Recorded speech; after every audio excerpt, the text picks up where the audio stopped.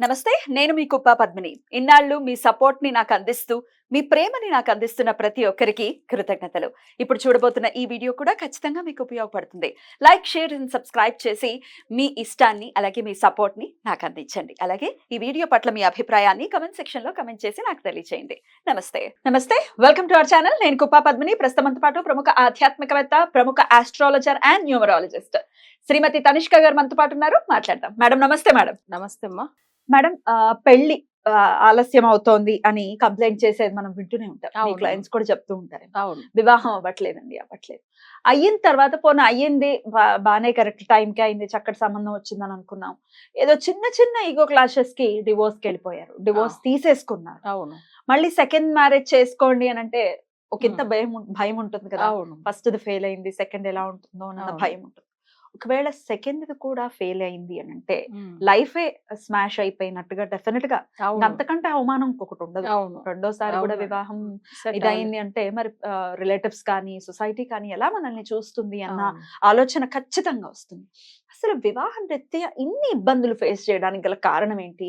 చాలా ఫ్రీక్వెంట్ గా చాలా మంది వివాహానికి సంబంధించి ఇబ్బందులు ఎదుర్కొంటున్నారు. అవును. చాలా వరకు కోర్టు కేసులు, డివోర్స్ కేసెస్. అవునండి. అసలు అవును. ఎందుకు ఇలా జరుగుతుంది? దీనికి ఏంటి రెమెడీ? ఓకే. యాక్చువల్‌గా చాలా మందిలో ఏందంటే అసలు మేము మంచిగానే ఉన్నామండి. అసలు పెళ్లి చేసుకొని వచ్చిన అమ్మాయి ఏదో గొడవ పెట్టుకుని ఆమె ఇష్టంతోనే ఉండాలని సరే ఆమె గురించి వీళ్ళు కూడా ఏందంటే కాంప్రమైజ్ అయితారు అన్ని విషయాల్లో. కానీ అవును. ఏమైతుంది అప్పుడు కూడా కొన్ని సమస్యలు వాళ్ళకి ఇష్టం ఉంటే ఉంటారు. లేదంటే ఓకే వేరే మ్యారేజ్ గురించి వెళ్ళిపోతారు. అవును. బట్ ఇక్కడ ఏమైతుందంటే కొన్ని జాతకాల్లో అబ్బాయి విషయంలో కూడా తప్పు ఉంది. ఒక అమ్మాయి విషయమే తప్పు అనడానికి కూడా కాదు. ఎందుకంటే భార్య వల్లదా తప్పని మనం అనలేము. ఉమ్. సో భర్త కూడా అలానే. సో అతని వల్ల కూడా సమస్య వస్తది. బట్ ఇక్కడ చక్రంలో వీళ్ళకి ఏమైతుందంటే కొంతమంది ఎక్కువ ఏమైపోయిందంటే వాళ్ళకంటే సెల్ఫ్ ఇన్కమ్ ఉంది. ఉమ్. సో దానివల్ల ఏమైతుందంటే ఈయన ఒకవేళ అసలు మనం సరిగా చూసుకోకపోయినా మనకి ఇన్కమ్ ఉంది. సో అలానే డివోర్స్ ఇచ్చేసి వెళ్ళిపోతారు. సో ఇప్పుడు ఏమైతుందంటే కొన్ని ఫ్యామిలీలో చాలా అంటే వాళ్ళ పేరెంట్స్ వల్ల ఇక్కడ వీళ్ళ ఫ్యామిలీలో గొడవలు రావడం. ఉమ్. లేదా అబ్బాయి వాళ్ళ ఫ్యామిలీ వల్ల వీళ్ళ కామన్. ఫ్యామిలీ ఇట్లా వచ్చేస్తుంది. సో ఈ వీళ్ళు మంచిగా కొన్ని చక్రాల్లో చూడండి వాళ్ళ ఇద్దరు భార్యాభర్తలు చాలా మంచిగా ఉంటారు. వాళ్ళ ఫ్యామిలీ వీళ్ళ ఫ్యామిలీ పెద్దగా గొడవలు ఇష్యూ ఎక్కువ అయిపోయేసరికి వీళ్ళు డివోర్స్ వరకు వెళ్ళిపోయే స్టేజ్ కూడా వస్తారు. సో ఇవి వచ్చి నేను జాతకం చూసిన వాళ్ళు చాలా. ఇప్పుడు మొన్న ఒక జాతకం చూశాను. తను అబ్రాడ్‌లో ఉన్నారు. బట్ ఆయనకేందంటే ఇంతవరకు వాళ్ళ మదర్ అన్ని పూజలు చేశారంట. మ్యారేజే కాలేదు అనే విషయం. అయితే మీరన్నట్టుగా మ్యారేజ్ అయ్యి సెకండ్ మ్యారేజ్ విషయం వెళ్తాము. కొంతమంది ఈ మ్యారేజే కాలేదని ఎంతో 30+ ఉండేవాళ్ళు ఉన్నారు. అన్నారు. 40+ కూడా అంటున్నారు. ఉన్నారు. అవును. బట్ ఈయన చక్రము వృషభ లగ్నము 8th లో ఉన్న రాహు దశ జరుగుతుంది. తనకు ఏమైతుందంటే జాతక పరంగా అస్సలు ఇన్ని సంబంధాలు చూస్తున్నారు లాస్ట్ 5 ఇయర్స్ కి అస్సలే సెట్ అవ్వలేదు. 5 ఇయర్స్ నుంచి చూస్తున్నారు. ఒక్క సంబంధం కూడా సెట్ అవ్వదు. సరే ఇప్పుడు మేము చేయకుండా పూజలే లేదని ఆమె చెప్పేశారు. నేను అన్నాను ఇక్కడ జాతకం చూడంగానే వాళ్ళకి అపాయింట్మెంట్ తీసుకుందే బాబు పెళ్లి విషయం గురించి అని చెప్పాను. కరెక్ట్ అని చెప్పారు. సరే తర్వాత తనకి ఎందుకు జరగలేదన్న విషయం మాట్లాడాను. ఇప్పుడు సెకండ్ మ్యారేజ్ విషయం వస్తే ఇది వచ్చి 8th లో ఉన్న గ్రహము సెకండ్ హౌస్ ని చూడడము 8th లో ఉన్న గ్రహాలు సంబంధించిన దశ జరిగేది దానివల్ల తనకు మ్యారేజ్ డిలే అవుతుంది చెప్పాం. అదే కానీ అయిన వాళ్ళకి కూడా అసలు సెకండ్ మ్యారేజ్ విషయం ఎందుకు ప్రాబ్లం అవుతుందంటే జాతక పరంగా వాళ్ళకి 11th హౌస్ అంటే లగ్నానికి 11th హౌస్ జాతకంలో సెకండ్ మ్యారేజ్ విషయం గురించి వచ్చేది. ఇప్పుడు అవుతుందా లేదా ఎవరెవరు ఉంటే 11th హౌస్ లో సెకండ్ మ్యారేజ్ అయ్యే పరిస్థితి అంటే ఇప్పుడు 11th లార్డ్ ఎవరైతే ఉన్నాడో ఇప్పుడు చిన్న ఎగ్జాంపుల్ మిథున లగ్నంలో పుట్టారు. వాళ్ళకి 11th లార్డ్ ఎవరు? కుజుడు అవుతాడు. కుజుడు 11th హౌస్ లోనే మంచి పొజిషన్ లో ఉంటాను. లేకపోతే తన జాతక పరంగా పంచమ స్థానంలోనో లేకపోతే తన అసలు 9th హౌస్ లోనో ఇలా ఉంటే తప్పకుండా వాళ్ళకి వచ్చి సెకండ్ మ్యారేజ్ అవుతుంది. కుజుడు 9th హౌస్ లో అంటే వాళ్ళకి కేంద్రం పరంగా అంటే వాళ్ళకి యాక్చువల్ గా కుజుడు వచ్చి ఫస్ట్ లో కానీ లేదు 4th హౌస్ లో కానీ లేకపోతే 7th 8th లో ఉంటే అసలు కుజదోషం ఉందని చెప్తాం. అదే వచ్చి 11th లార్డ్ అనే సెకండ్ మ్యారేజ్ గురించి మనం చూస్తాము. 11th లార్డ్ అంటే ఎగ్జాంపుల్ కు మనం మిథున లగ్నానికి తీసుకుంటే 11th లార్డ్ ఎవరు? కుజుడైతే మేషరాశి అవుతుంది. దానికి అధిపతి కుజుడైతే అవును. ఆ కుజుడు మంచి పొజిషన్ లో ఉన్నప్పుడు వాళ్ళకి సెకండ్ మ్యారేజ్ అవుతుంది. సరే ఫస్ట్ మ్యారేజ్ విషయమే వాళ్ళకి క్లియర్ కాలేనప్పుడు సెకండ్ మ్యారేజ్ విషయానికి కొంతమంది ముందుగా వెళ్ళరు. ఎందుకంటే వాళ్ళ చక్రంలో చూడండి ఒకవేళ డివోర్స్ అయింది అయినా కానీ వాళ్ళు వేరే సంబంధం చూసినా వాళ్ళకి అంత తొందరగా సెట్ అవ్వకుండా పోవడానికి రీజన్ ఏంటంటే ఈ 11th లార్డ్ జాతకంలో మంచి పొజిషన్ లో ఉన్నా కూడా వీళ్ళకి ఎందుకు సెట్ అవ్వలేదంటే ఒక శుక్రుడు నెగిటివ్ గా ఉంటే తర్వాత సెకండ్ లార్డ్ నెగిటివ్ గా ఉంటే వాళ్ళకి ఏమైతుందంటే ఆల్రెడీ మ్యారేజ్ అయింది, దాని వల్ల వాళ్ళు డివోర్స్ అయ్యే ప్రాబ్లం వచ్చింది, డివోర్స్ అయ్యారు. కానీ అక్కడ నుంచి వచ్చిన తర్వాత దీన్ని సాల్వ్ చేసుకుంటేనే సెకండ్ మ్యారేజ్ అనేది అవుతుంది. సరే మన చక్రంలో ఇప్పుడు మేము జాతకం చూసామండి, ఈ 6 month లోపల అవుతుంది అన్నారు, లాస్ట్ 1 year లోపల అయిపోయి ఉంటుంది చెప్పారు, కానీ అప్పుడు కూడా కాలేదని అంటారు. కానీ ఇవి ఎందుకు అట్లనంటే జాతకంలో 11th house చక్రంలో బాగున్నాడు, కానీ వాళ్ళకి నెగిటివ్ ఎఫెక్ట్ ఫస్ట్ మ్యారేజ్ అయినప్పుడు జరిగింది కదా, అది రిమూవ్ చేస్తేనే వాళ్ళకి సెకండ్ మ్యారేజ్కి వెళ్ళొచ్చు. సో ఇది జరుగుతాయి జాతకంలో. సరే మీరు అన్నిటిగా సెకండ్ మ్యారేజ్ అయ్యి కూడా వాళ్ళు విడిపోయి మళ్ళీ సమస్యలు ఉన్నారంటే దానికి రీజను నెగిటివ్ గ్రహం అయిన శుక్రుడు, తర్వాత కుటుంబ స్థానం అనేది అది మాంది గ్రహం అయితే వాళ్ళకి ఎన్ని సంబంధాలు సెట్ అయినా సేమ్ ఇదే ఇష్యూ వస్తుంది, మళ్ళీ డివోర్స్ అయితేనే ఉంటుంది. ఇదా రీజన్ అయితే. అసలు ఇంకా వాళ్ళు పెళ్లి చేసుకోవడానికి ఇట్లాంటివన్నీ వద్దనే అనుకుంటారు. అంటే అవును, చాలా మంది అలానే అంటారు. కానీ మన దగ్గర వచ్చిన జాతకాలకు మన ఇచ్చిన రెమెడీ ఎలా ఉంటుందంటే చాలా మంచిగా అయిపోతారు. ఇప్పుడు మన ఓల్డ్ క్లయింట్ ఒకరు ఏమైందంటే అప్పుడు వాళ్ళ పెద్ద అమ్మాయి గురించి జాతకం చూపించుకున్నారు. సో ఆ పాప జాతకంలో ఏమైతుందంటే సెకండ్ హౌస్ అస్సలు సర్పదోషం ఉంది, ప్లస్ జాతకం కూడా అంత బాగలేదు. కానీ అమ్మాయికి మ్యారేజ్ అయింది, ఇప్పుడు అమ్మాయి కన్సీవ్ అయింది, మంచి పొజిషన్లో ఉన్నారు.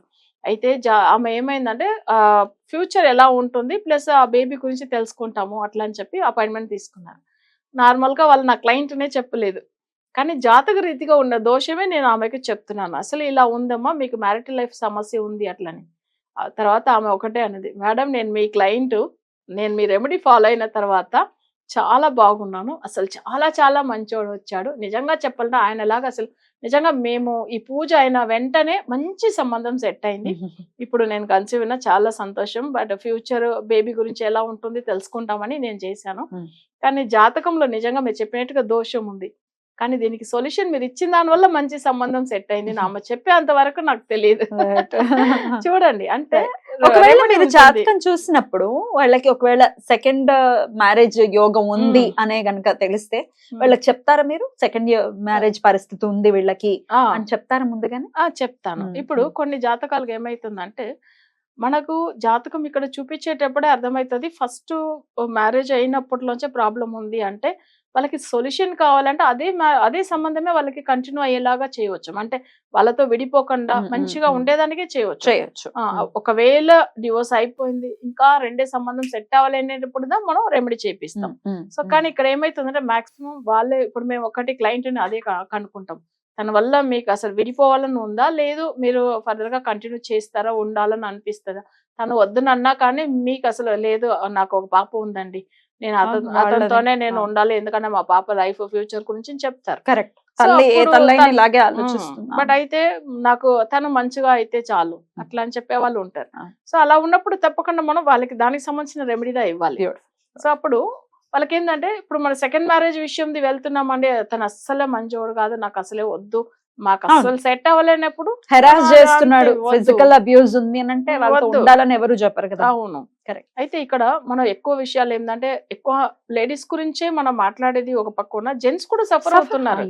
మన అది కూడా మనం చెప్పాలి డెఫినెట్లీ, ఎందుకంటే మనం లేడీస్ గా మాట్లాడతాం, సో లేడీస్ కి ఫేవర్ అని కాదు, సో తప్పకుండా ఇక్కడ నిజం ఏదో అవి చెప్పాలి. చాలా వరకు జెంట్స్ సఫర్ అవుతున్నారండి ఈ కేసెస్ పెట్టి, అంటే అన్ని స్టూపిడ్ కేసెస్ పెట్టి వాళ్ళు పాపం అమాయకంగా ఉంటారు, ఇన్నోసెంట్ గా ఉంటారు, వాళ్ళ మీద కేసులు పెట్టి చాలా సఫర్ అవుతున్నారు. ధర్మం ఎటువైపు ఉందో అటువైపు మాత్రమే మీరు చెప్పేటటువంటి రెమెడీస్ పనిచేస్తాయి. అదిదా నేను అందుకనమ్మా నేను ఒక్కటే చెప్తాను, అమ్మాయిదే మంచిదని చెప్పలేదు, అబ్బాయి వరకు మేము మంచివాడని చెప్పలేదు. సో వాళ్ళ భార్య భర్తల జాతకంలో కూడా ఈమెది తప్పున్నా ఆమెది కనిపెడతాను. సో మీది ఇలా సమస్య ఉందేమా, ఎందుకనే మీకు ఇట్లా అయిందని అంటాను, తర్వాత ఒప్పుకుంటారు, ఎందుకంటే జాతకం నిజం వచ్చేస్తుంది అక్కడ. సో అవన్నీ సో అప్పుడు అబ్బాయి విషయంలో ఆయన కూడా అంతే, మీకు ఈ సమస్య ఉంది, మీ వల్లదా అమ్మాయి వెళ్ళిపోయిందని కూడా చెప్తాను.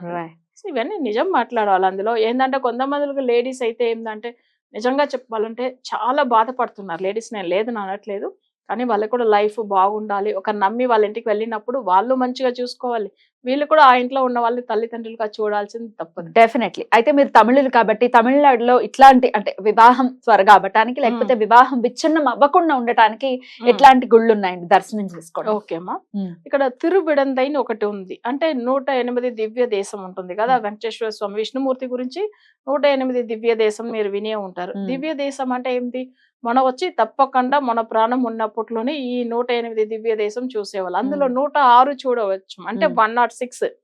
ఇంకా మిగతా 2 దేవుడే తీసుకెళ్తాడు. మన చనిపోయిన తర్వాత అంటే మన ప్రాణం తీసుకెళ్తాడు. పరమపదానికి తీసుకెళ్లేది తిరుపార్కడల్ ఒకటి. సో ఈ 2 107, 108 అంటే 107, 108 దివ్య దేశం. సో ఇలా 108 దివ్య దేశం. ఇప్పుడు అమ్మవారికి శక్తి పీఠాలు ఎలా ఉంది, సేమ్ అట్లానే అక్కడ స్వామివారి విష్ణుమూర్తికి ఎక్కడండి ఎగ్జాక్ట్లీ? ఇండియా ఫుల్ గా ఉంది. ఒక చోట కాదు. ఎక్కువ ఏంటంటే కాంచీపురంలో ఉంది, కాంచీపురం డిస్ట్రిక్ట్ లో ఉంది, ఇంకా సౌత్ లో చాలా ఉంటుంది. 108 దర్శించుకోవాలంటున్నారా? 108 దివ్య దేశాలు అనేది ఏంటంటే స్వామి వారిది. ఇది వచ్చి మనం ఎందుకు ఈ టాపిక్ తీసుకొస్తున్నాం అంటే, దాంట్లో ఒక దివ్య దేశము తిరువిడందైని ఒకటి ఉంది మనకు. అది కాంచీపురం కాదు, ఇట్లా మహాబలిపురం సైడ్ అంటే మన వచ్చి ఇక్కడ ఓఎంఆర్ అంటారు. సో ఆ సైడ్ ఉంటుంది అనమాట. అంటే ఈసీఆర్ సైడ్ ఉంటుంది. ఈసీఆర్ అంటే అందరికి ఐడియా ఉంటుంది. సో అంటే ఏంటంటే చెన్నైలోంచి పాండిచ్చేరి వెళ్లే రూట్ లో ఉంటుంది. అక్కడ వెళ్ళవచ్చు. తిరువిడందై. ఇప్పుడు తిరుపతి అంటాం. తిరు అంటేనే అక్కడ మనకు స్వామివారు విష్ణుమూర్తి లక్ష్మీదేవి. కరెక్ట్. అక్కడ తిరువిడందై అంటారు. సో అక్కడ ఏంటంటే నిత్య కళ్యాణ పెరుమాల్. సో ఆ స్వామి వారి పేరు నిత్య కళ్యాణం అంటే ఏంది, రోజు ఆయనకు పెళ్లి జరుగుతుంది, కళ్యాణం జరుగుతుంది తిరుమలలో జరిగినట్టు. అక్కడ అందుకే స్వామి వారి పేరు. ఎవరికైతే మ్యారేజ్ కాలేదో ఆ టెంపుల్ వెళ్ళి స్వామి వారి దగ్గర మొక్కుని దాని తర్వాత ఏంటంటే వచ్చిన తర్వాత మ్యారేజ్ అయిపోతుంది వాళ్ళకి కొన్ని అనుకున్న టైమింగ్ ప్రకారం. అయిన తర్వాత వీళ్ళు అంటే పువ్వుల దండలు మార్చుకుంటారు కదా పెళ్లి అప్పుడు. సో ఆ దండలు ఇద్దరిది తీసుకెళ్తారు అక్కడ. తీసుకెళ్లి అక్కడ స్వామివారి ఆ టెంపుల్ లో ఒక పక్కకు పెడతారు, మొక్కుని వస్తారు. అట్లా బాగుంది. అలా మొక్కుని వస్తారు. అయితే ఇమ్మీడియట్ గా వెళ్ళాలి, పెళ్ళైన వెంటనే మళ్ళీ స్వామివారిని దర్శనం చేసుకోవాలి.